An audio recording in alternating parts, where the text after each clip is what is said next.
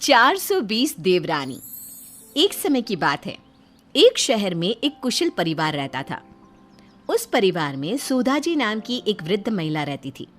सुधा जी के 2 बेटे और बहुएं थी जो उनके साथ ही रहती थी। बड़े बेटे अशोक की पत्नी नम्रता संस्कारी और सर्वगुण संपन्न थी।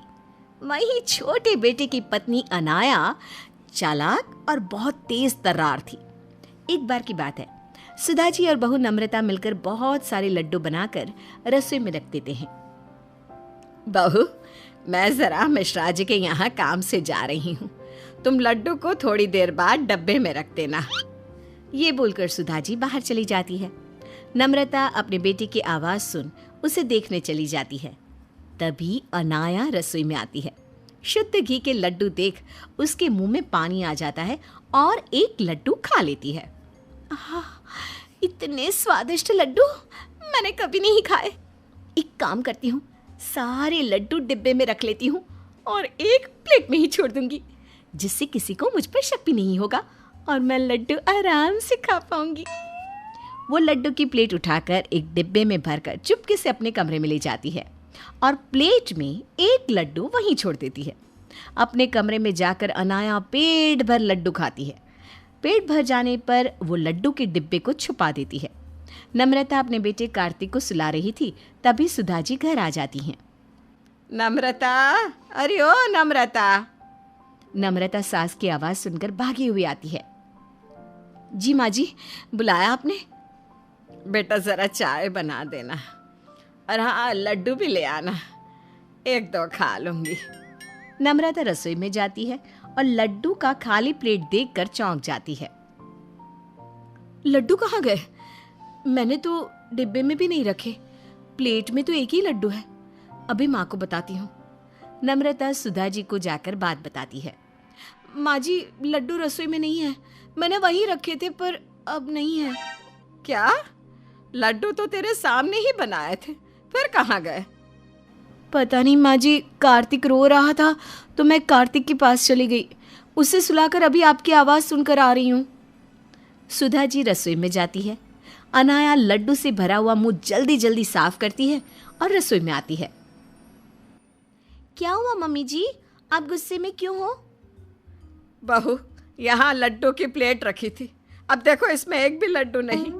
पता नहीं कौन खा गया, शुद्ध घी के लड्डू थे। तभी अशोक और राहुल भी आ जाते हैं और रसोई से बातों की आवाज़ को देख दोनों रसोई की ओर जाते हैं। अशोक अपनी माँ से मजाकिया लहजे में कहता है, क्या हुआ माँ, किस गहन विषय पर चिंतन चल रहा है? अरे देखो ना बेटा, शुद्ध घी के लड्डू बनाए थे, पता नहीं कौन खा गया, अब इसमें एक भी नहीं है। आपकी बाहर जाने के बाद तो नम्रता दीदी ही थी ना रसोई में, शायद कहीं उन्होंने ही। अनाया, ये क्या बोल रही हो तुम? मैं कार्तिक के पास थी। सुधा जी और घर के सभी सदस्य अनाया की बात पर विश्वास कर लेते हैं और नम्रता के खिलाफ हो जाते हैं। सभी नम्रता को खूब सुनाते हैं तो वो रोने लगती है। अनाया बहुत खुश होती है। वो खुद से कहती है, इन लोगों को बेवकूफ़ बनाना कितना आसान है। कुछ दिनों बाद सुधा जी काजू और बादाम का डिब्बा खरीद कर लाती हैं। ये ले बहू, इसे संभाल कर रख दे। सुधा जी ये कहकर वहां से चली जाती है। नम्रता काजू बादाम के डिब्बे को अलमारी में रख देती है। अनाया काजू बादाम का डिब्बा देख लेती है और रोज मुट्ठी भरकर खूब काजू बादाम खाती है। काजू बादाम तो एक ही हफ्ते में हो गए खत्म। अरे नम्रता, तुझे काजू बादाम ला कर दिए थे, तू तो दिखा भी नहीं रही कि कहाँ रख दिए। हमें भी दिखा दे, हम भी दर्शन कर लेंगे, या मंदिर में रख कर पूजा करेगी तू? जी माँ जी, अलमारी में रखे हैं, अभी लेकर आती हूँ। ये बोलकर नम्रता रसोई में जाती है और काजू बादाम का डिब्बा निकालती है, पर डिब्बे में काजू बादाम तो ना के बराबर थे। ये देखकर नम्रता चौंक जाती है और रोने लगती है। नम्रता के रोने की आवाज सुन सुधा जी और घर के सभी सदस्य रसोई में आते हैं। नम्रता को रोता देख सुधा जी बोलती है, अरे क्या हुआ, रो क्यों रही है? माँ जी, काजू बादाम यहीं रखे थे, पता नहीं कहाँ गए। क्या? 4 दिन पहले ही तो लाई थी काजू बादाम का डिब्बा, और खत्म भी हो गया। अनाया अपनी चोरी छुपाने के लिए फिर से नम्रता पर इल्जाम लगा देती है और कहती है, नम्रता दी, खाने का मन था तो खाइए, लेकिन ऐसे चोरी करना ठीक नहीं है दीदी। पता नहीं इस घर में क्या हो रहा है, खाने की भी चोरी। अरे बहू, थोड़ा बहुत दूसरों को भी चखा दिया करो, इस घर में और भी लोग रहते हैं। ये बोलकर सब चले जाते हैं और नम्रता रोने लगती है।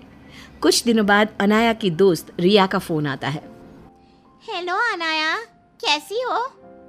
मैं ठीक हूँ, तुम बताओ, इतने दिनों बाद कॉल किया। हाँ, घर के काम में ना बिजी रहती हूँ। चलो ना हम दोनों कल मिलते हैं, शॉपिंग करेंगे, खाएंगे पिएंगे। अच्छा ठीक है, कल मिलते हैं। वैसे भी शादी को 2 महीने हो गए, कहीं घूमने भी नहीं गई मैं। राहुल को तो टाइम ही नहीं मिलता। ठीक है ना, तो कल मिलते हैं, तो तैयार है ना? अनाया खुद से कहती है, मैंने रिया को हाँ तो बोल दिया, पर पैसे कहाँ से लाऊंगी? बाहर जाने का मतलब पैसों का खर्च होना। अब अनाया पैसों के जुगाड़ में लगी है। वो सुधा जी के कमरे से गुजरती है, तभी अशोक सुधा जी को 10,000 देते हुए कहता है, ये लीजिए माँ, पूरे 10,000 है। अब रात होते ही अनाया सुधा जी के कमरे में जाती है और 10,000 की गड्डी चोरी कर लेती है। सुबह होते ही अशोक 10,000 सुधा जी से मांगता है। माँ, वो 10,000 दिए थे ना, वो देना ना, दोस्त को वापस देने हैं, वो लेने आ रहा है। सुधा जी कमरे में पैसे लेने जाती है। जैसे ही अलमारी खुलती है तो पैसे कहीं नहीं मिलते। सुधा जी चिल्लाती हैं।